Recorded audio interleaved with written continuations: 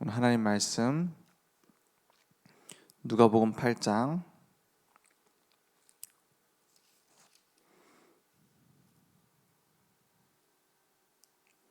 26절에서 39절 말씀 보겠습니다.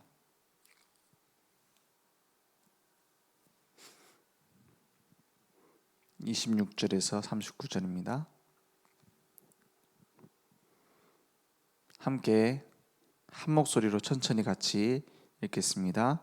그들이 갈릴리 맞은편 거라사인의 땅에 이르러 예수께서 육지에 내리심에 그 도시 사람으로서 귀신 들린 자 하나가 예수를 만나니 그 사람은 오래 옷을 입지 아니하며 집에 거하지도 아니하고 무덤 사이에 거하는 자라. 예수를 보고 부르짖으며 그 앞에 엎드려 큰 소리로 불러 이르되 지극히 높으신 하나님의 아들 예수여, 당신이 나와 무슨 상관이 있나이까? 당신께 구하노니 나를 괴롭게 하지 마옵소서 하니, 이는 예수께서 이미 더러운 귀신을 명하사 그 사람에게서 나오라 하셨습니다. 귀신이 가끔 그 사람을 붙잡음으로 그를 쇠사슬과 고랑에 매어 지켰으되 그 맨 것을 끊고 귀신에게 몰려 광야로 나갔더라. 예수께서 내 이름이 무엇이냐 물으신즉 이르되 군대라 하니, 이는 많은 귀신이 들렸음이라. 무저갱으로 들어가라 하지 마시기를 간구하더니, 마침 그곳에 많은 돼지떼가 산에서 먹고 있는지라 귀신들이 그 돼지에게로 들어가게 허락하심을 간구하니 이에 허락하시니, 귀신들이 그 사람에게서 나와 돼지에게로 들어가니 그 떼가 비탈로 내리다라 호수에 들어가 몰사하거늘, 치던 자들이 그 이루어진 일을 보고 도망하여 성내와 마을에 알리니, 사람들이 그 이루어진 일을 보러 나와서 예수께 이르러 귀신 나간 사람이 옷을 입고 정신이 온전하여 예수의 발치에 앉아 있는 것을 보고 두려워하거늘, 귀신 들렸던 자가 어떻게 구원받았는지를 본 자들이 그들에게 이르매, 거라사인의 땅 근방 모든 백성이 크게 두려워하여 예수께 떠나가시기를 구하더라. 예수께서 배에 올라 돌아가실새 귀신 나간 사람이 함께 있기를 구하였으나 예수께서 그를 보내시며 이르시되 집으로 돌아가 하나님이 내게 어떻게 큰 일을 행하셨는지를 말하라 하시니, 그가 가서 예수께서 자기에게 어떻게 큰 일을 행하셨는지를 온 성내에 전파하니라. 아멘. 오늘 내게 큰 일을 행하신 것들을 237에 전하는 순례자들이라고 말씀 주셨습니다. 만약에 내가 이런 상황이었다가 구원받았다, 그러면 어떻겠습니까? 혹은 내가 만나고 있는 그 어떤 내가 복음 전하려고 하는 그 사람이 이런 상황 속에 빠져 있다가 예수님께 돌아왔다, 그래서 온전해졌다. 우리 자녀가 이런 문제 속에 딱 도저히 통제불능의 상태 아닙니까? 통제불능의 상태. 그리고 영적인 문제가 무엇인지 적나라하게 보여주고 있어요. 그런 심각한 상태에 있다가 구원받았다, 그러면 어떻게 했습니까? 우리는 그냥 전한 복음일 수 있지만 그 사람에게는 인생이 바뀌는 일이 됩니다. 세상이 바뀌는 일이 됩니다. 그죠? 예수님을 단 한 번 만났는데 그 평생 오랫동안에 옷도 입지 않고 돌아다니던 그 인생이 그리스도의 증인이 되어버렸어요. 그래서 이 복음이 증거되는 것은 그 사람에게는 세상이 바뀌는 일입니다. 그 한 사람에게는 온 세계가 바뀌는 일이라니까요. 그래서 오늘 말씀을 그냥 그런 일이 있었구나 이렇게 붙잡으면 나에게 아무 의미 없습니다. 내게도 이런 일이 일어났고 나와 만나는 하나님이 준비하신 계획 속에서 만나지는 모든 사람들에게 이런 일이 일어나게 될 것입니다. 오늘 그런 믿음이 생기는 시간 되기 원합니다. 오늘 말씀에 보면 거라사 지역의 현장에 예수님이 귀신 들린 자를 만나셨습니다. 극도로 비참한 상태의 귀신에게 잡힌 자였어요. 저는 예전에 무속인 집에 가보면은 별 사람 다 있습니다. 무속인 집 가보셨습니까? 별의별 사람이 있어요. 어떤 사람은 무당은 여잔데 그 옆에 남편 같은 사람이 있어요. 여자 옷을 입고 있더라고요. 완전히 약간 머리도 까지고 나이도 한 50대 되신 분이 립스틱 바르고 여자 옷 입고 앉아 있어요. 막 그것도 원피스 같은 거 입고. 그래가지고 이분은 왜 이렇게 하고 계시냐니까는 이분도 이제 신이 와가지고 무당과 같이 살다 보니까는 이게 괜찮습니까? 원래 그런 영적인 상태에 있는 사람들끼리 만나는 거 아닙니까? 그래, 왜 이렇게 여자 옷을 입고 있냐고 하니까는 귀신이 이제 찾아왔는데 여자 귀신이라는 거예요. 귀신이 뭐 여자 남자가 어디 있습니까? 완전 속이는 거죠.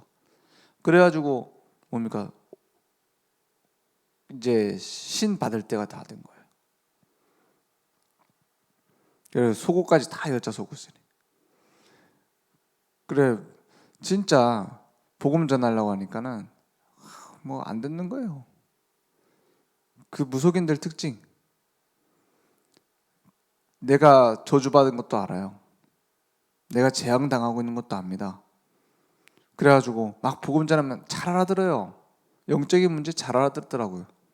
그런데 무속인들이 공통적으로 얘기하는 게 있어요. 뭐냐면 나는 이미 너무 멀리 와버렸다 이래요.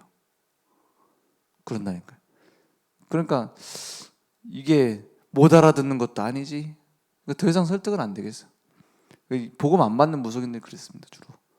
그런 상황 속에서 완전히 절박한 상황인데도 안 받더라고요. 그리고 나중에는 이제 결국에는 어떻게 되는지 모르겠는데 그걸 보면서 무슨 생각이 들었냐? 야, 사람을 완전히 비참하게 만들어 버려요. 이제 사단은 봐주는 법이 없습니다. 귀신은 적당히 괴롭히다가 에휴 너무 불쌍하다 봐줘야겠다 이런 법이 없습니다. 철저하게 망가뜨립니다. 철저하게 무너뜨립니다. 이 사단이 하는 짓이에요. 그죠? 어떤 사람 저 사람 너무 못된 사람이다. 사단이 와서 배워가겠다는데 그런 법이 없습니다. 그 사람도 뒤에서는 사단이 조종합니다. 그죠? 완전히 악하게 철저하게 무너뜨리는 게 사단의 전략이에요. 그래서 우리의 능력으로 우리의 노력으로 빠져나올 수가 없습니다. 여기에 붙잡혀 있는 것을 보고 예수님이 나오라는 거예요. 그 귀신이 그 사람에게서 나오라는 거예요. 그러니까 귀신이 나가고 어디로 갑니까? 그 귀신이 돼지에게 들어갑니다. 그리고 우리 렘넌트라고 얘기해요. 야, 동물이 귀신 들릴 수 있느냐? 오늘 이 말씀해 보니까 귀신 들릴 수 있잖아요. 그래, 귀신 들려가지고 2,000여 마리의 돼지들이 어디로 갑니까? 물로 다 빠져들어 죽어버린 거예요. 그걸 보고 다른 사람들에게 그 돼지를 치던 사람들이 가서 얘기를 합니다. 그 치던 사람들이 가서 얘기를 하니까 이분이 그리스도군요. 이렇게 나와야 될 건데 두려워하여 떠나기를 간구했대. 전혀 영적인 문제가 뭔지 예수님이 왜 오셨는지 무지합니다. 이게 지금 한국 교회랑 똑같아요. 전 세계 교회랑 비슷비슷합니다. 왜 그리스도께서 이 땅에 오셨는지 정확한 이해가 안 됐다니까요. 귀신 때문에 그럼 예수님 오셨느냐? 지금 영적인 문제가 뭔지 모르고 있다니까요. 하나님을 떠나서 누구에게 붙잡혔냐? 마귀에게 딱 사로잡혀 버린 겁니다. 죄라는 갈고리에 딱 걸려가지고 마음대로 끌고 가는데 거기서 나올 수 있는 힘이 없어요. 나와야 된다는 사실도 모릅니다. 그러니 교회가 그냥 사단의 놀이터가 돼버렸어요. 영적인 문제 모르니 그러니까 맨날 뭐 갖고 싸우냐? 누가 잘했니, 누가 못했니 이거 갖고 싸워요. 그럴 수밖에 없는 상태입니다. 왜냐? 사단이 누군지 모르니까. 그죠? 그 신앙생활하면서 사단을 기쁘게 하는 건 굉장히 많다니까요. 그 중요한 막 사람이 문제를 일으켰다, 목사님이 뭐 문제를 일으켰다, 돈 문제를 일으켰다, 여자 문제를 일으켰다. 그러면 전부 다 뭡니까? 자기 기준 가지고 딱 돌아선다니까요. 사단이 기뻐하는 줄도 모르고. 우리가 사람을 용서해야 된다? 그것보다 더 중요한 거 있습니다. 사단을 기쁘게 해서는 안 돼요. 그죠? 그래서 우리는 모든 건 용서하는 겁니다. 잘못한 사람, 이상한 사람, 나랑 안 맞는 사람 용서해 주는 겁니다. 왜냐? 그게 사단을 기쁘게 하는 일이니까요. 용서 안 하면. 그죠? 그래서 계속 망하도록 만듭니다. 사단이 똑똑해 보이죠? 똑똑하지 않습니다. 똑같은 부분을 가지고 계속 공격해요. 단순 무식하게. 계속 넘어지는 부분 갖고 계속 공격한다니까요. 막 여러 가지 전략도 못 써요. 계속 똑같은 거 공격합니다. 주로 사단이 공격하는 게 뭡니까? 복음보다 더 좋은 걸 갖다 줍니다. 이거 갖고 공격한다니까요. 복음보다 더 윤리 도덕 좋잖아요. 복음보다 더 수준 높은 거, 너를 찾아라, 이런 걸로요. 네가 하나님처럼 되는 거다. 이 메시지를 다 줍니다. 그걸 교회에서도 하게 만듭니다. 그거를 인식을 못 하고 있어요. 지금 보십시오. 이 돼지를 기르던 사람들이 보이는 반응 보세요. 무섭다는 거예요. 예수님이 누군지 모르고 영적인 문제에 대해서 무지합니다. 그래서 예수님께서 뭘 명하셨느냐? 예수님을 따라오려고 하니까는 집으로 돌아가서 너에게 큰 일을 행한 것을 말하라는 거예요. 어떻게 그 일을 하셨는지 증거하라는 거예요. 사마리아에서도 예수님께서 한 여자를 만납니다. 우물가에서 여자를 만나는데 한낮에 나와서 물을 뜨고 있어요. 한낮에 나왔다는 건 뜨거운 햇볕이 비친 한낮에 나왔다는 것은 사람들 피해서 나왔다는 거예요. 그 현장에 가서 얘기하시는 겁니다.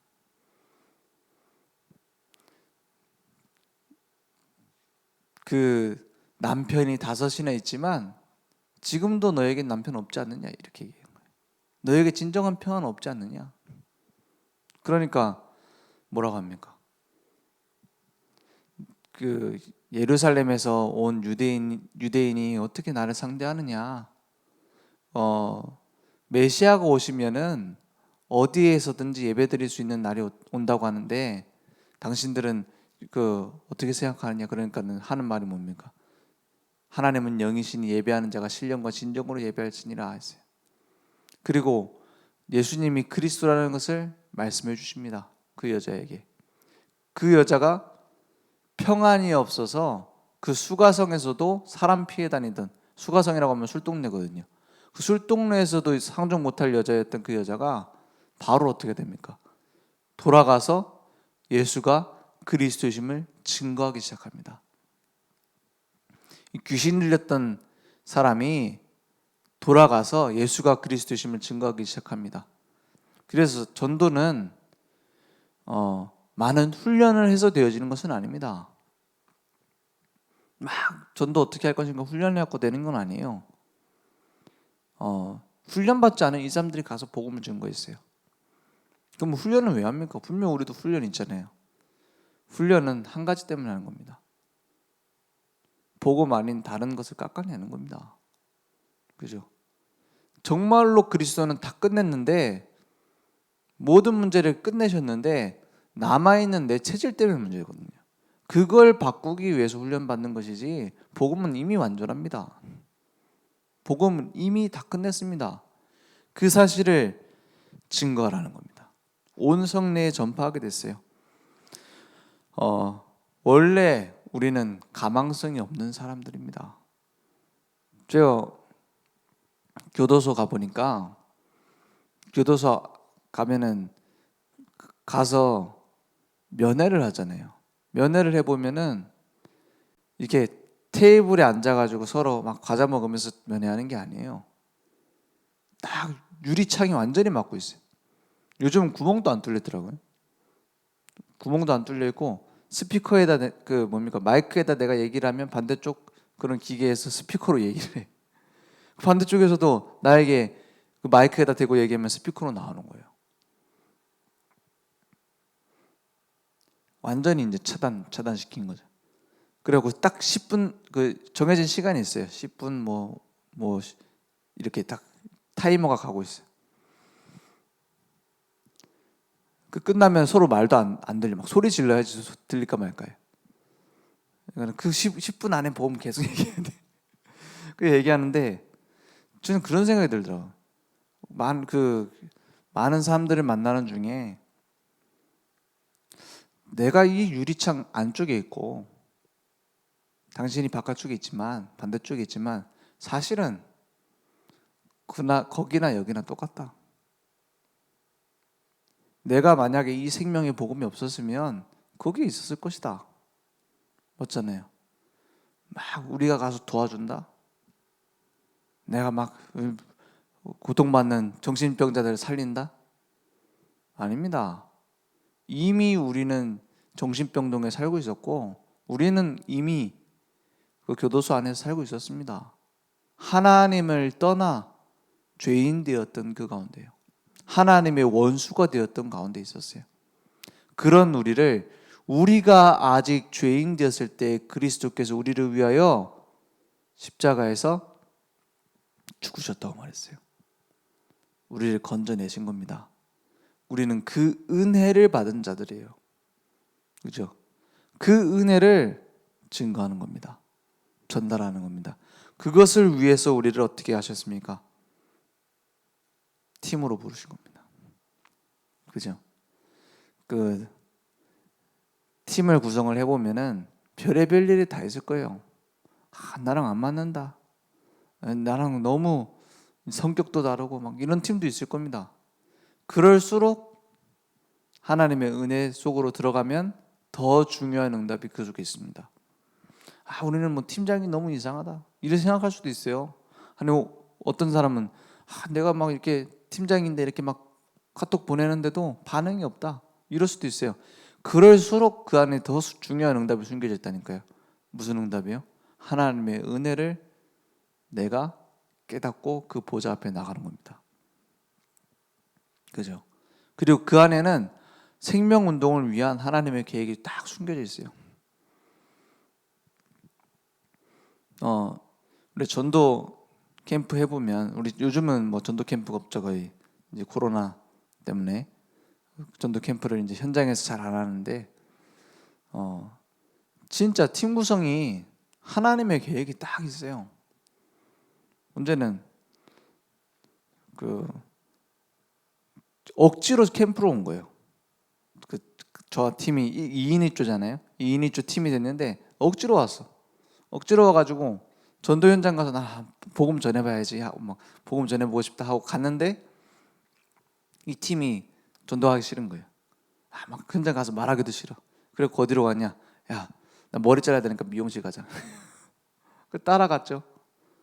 따라갔는데 뭐 미용실에 사람도 많고 뭐 복음 전하기 어렵더라고. 그래가지고 하나님의 뜻이 뭐지? 분명히 팀 구성하신 데는 하나님의 계획이 있다고 했는데, 그래가지고 밖에 나와봤어요. 그 머리 자르고 있는데 밖에 나와 보니까는 막 애들이 막 뛰어가더라고. 한 7명 뛰어가는 애들한테 야 너희들 중에 귀신 보이는 애들 있냐 물어봤어요. 엉뚱한 질문일 것 같죠. 의외로 많습니다. 한 4명 손 들더라고. 우리는 귀신도 보이고 뭐 그런다. 그래 왜 그런 줄 아느냐 하고 그냥 복음 전했어요. 그 애들 7명 영접했잖아요. 그걸 보면서 뭘 느꼈냐? 저 인간 아니었으면 내가 여기 올 일이 없잖아요. 그죠? 저 친구 아니었으면 내가 여기 올 일이 없단 말이에요. 하나님이 완벽하게 준비해놨어요. 그래 팀 구성을 하신 겁니다. 그 아이들이 복음 듣도록. 언제는 한국말 못하는 그 미국에서 온 랩런트랑 같이 팀이 됐어요. 전혀 못해. 나도 영어로 말하려니까 어렵더라고. 근데 같이 가고 있는데 또 비가 엄청 오네. 비 오는데 뭐 전도할 수 있습니까? 뭐 길에 사람도 없는데 비가 엄청 오는 거예요. 뭐 우산 써도 막 소용없을 정도로. 그래가지고 어떻게 했냐? 아무데나 벨 눌렀어요. 벨 눌렀는데 어떤 아이가 받더라. 아이만 있는데 집에 들어가긴 좀 그렇잖아요. 근데 우리가 비가 너무 많이 와서 비를 피하려고 하는데 잠깐 들어가도 되냐? 들어가는데 다행히 그 어른 같은 형이 있더라고요. 그리고 그 형한테 복음을 쭉 얘기했어요. 복음을 쭉 얘기하는데 안 듣더라고요. 나중에 끝까지 들었는데 사실은 영접 안 하겠다는 거예요. 근데 그 문 열어준 아이는 옆에서 막 만화책 보고 막 장난감 갖고 놀고 이러고 있어요. 근데 그 아이가 그 형한테 예수님 영접하겠냐고 하는데 내가 할게요 이러더라고. 그래가지고 야 너 놀고 있다는 애가 뭘 알아듣냐 그래갖고 막 물어봤어. 예수님이 그리스도래. 나의 죄를 위해 십자가에 죽으셨대. 왕 제사장 선지자래. 그분이 부활해서 이제 내 마음속에 찾아오시길 영접하겠대. 그 아이가 영접했어요. 그걸 보면서 이제 계속 얘기해 줬어요. 영어로 얘기를 했어요. 이래 된 상황이다. 그래 얘기하는데 엉망진창이라도 상관없습니다. 그죠? 막 우리가 팀을 잘해가지고 막 전도해보자. 내 생각이요. 그죠? 하나님이 무엇을 준비했을지는 아무도 몰라요. 오늘 거라사 지역에서 이 군대 귀신 들린 자가 전도자가 될 줄 누가 예상했겠습니까? 그죠? 하나님이 하시는 계획이라면 되게 되어 있습니다. 우리가 막 팀을 어떻게 짜야 된다. 우리가 막 전략을 어떻게 해야 된다. 그건 누구 수준입니까? 내 수준이요. 그래서 팀이 안 맞을수록 하나님의 뜻이 더 있다니까요. 그래서 제 맘대로 팀을 짠다고 하면은 교회 안에서 제일 안 친한 사람들끼리 짜봐라 하고 짰을 거야. 근데 그러면은 저한테 따지러 올까봐. 그래도 좀 맞는 사람들끼리 팀을 짰어요. 어느 정도 고려해서. 하나님의 큰 뜻과 계획이 있습니다. 그죠? 사실은 원수들끼리 팀을 짜줘야 돼. 막 교회 안에도 원수 같은 그렇게 느껴지는 사람이 있을 수 있잖아요. 그런 사람들끼리 팀을 짜야 된다니까요. 왜냐? 그럴수록 하나님은 더 역사하셔야 돼. 맞죠? 그럴수록 하나님은 나를 넘어서는 응답을 주실 겁니다. 그러면 그런 사람이 만약에 우리 가족에 있으면 어떻겠습니까? 남편이 너무 안 맞는다. 막 내 자식이 너무 이상하다. 우리 시어머니가 시댁이 너무 이상하다. 거기에 하나님은 가장 중요한 생명운동을 숨겨두셨어요. 맞죠? 그게 하나님 하시는 방식입니다. 그래서 내게 큰 일을 행하신 것들을 전하는 237에 전하는 순례자로 우리를 세우실 겁니다. 중요한 건 한 가지예요. 내게 그것을 기다릴 힘이 있는가 하는 거예요. 그죠? 내게 그것을 누리면서 갈 수 있는 힘이 있는가? 다윗이 사울 왕에게 쫓겼습니다. 중요한 건 그게 아닙니다. 그 안에서 이길 수 있는 힘이 있었어요. 어떤 힘이요? 하나님이 동행하시는 힘. 요셉이 억울한 일 당했습니다. 노예로 갔습니다. 거기서 또 당합니다. 감옥에 갔습니다. 이길 수 있는 힘이 있었어요. 하나님이 동행하시는 힘. 어떻게 됐는지 아시잖아요. 그죠? 그래서 그건 요셉이니까 그랬죠. 그건 다윗이니까 그랬죠. 그 하나님이 나와 함께 하시는 그 하나님 똑같습니다. 그죠? 오늘 그 응답이 내게 회복되어지는 기도가 시작되기 원합니다. 기도하겠습니다. 하나님 감사합니다. 우리의 삶 속에 24시 하나님께서는 함께 하고 계십니다. 오늘 그 언약을 붙잡고 현장을 살리는 하나님의 계획을 보게 하시며 교회 살리는 하나님의 뜻을 볼 수 있도록 주님 역사해 주옵소서. 지금은 우리 주 예수 그리스도의 은혜와 하나님의 무한하신 사랑하심과 성령님의 내주인도 역사 충만하신 은혜가 할 수 없다라고 생각되는 현장에 하나님의 큰 계획을 준비하셨음을 믿고 오늘 새롭게 하나님과 동행하는 힘을 누릴 우리 모든 전도자들 머리 위에 지금 온라인으로 모바일로 함께 예배드리며 우리에게 있는 모든 문제를 주님께 맡길 우리 늘 좋은 교회 그리고 그 현장과 후대 위에 지금부터 영원토록 항상 함께 있을지어다. 아멘.